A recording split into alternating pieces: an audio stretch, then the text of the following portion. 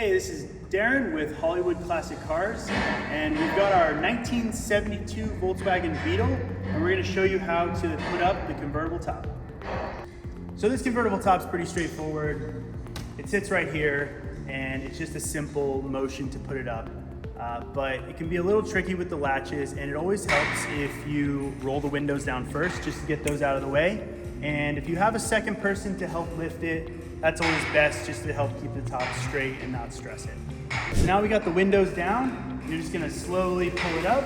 Watch your fingers. And push it down, and we'll move inside of the car to finish it. So the way this lever works is when you pull it, the hook comes down, and sometimes you have to line it up to go into the slot.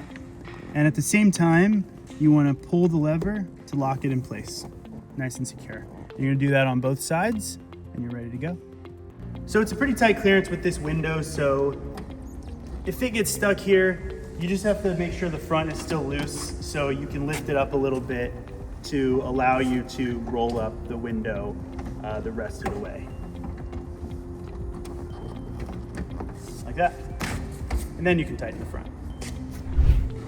All right, you wanna put the top down, release the latches in the front, carefully kind of wiggle it,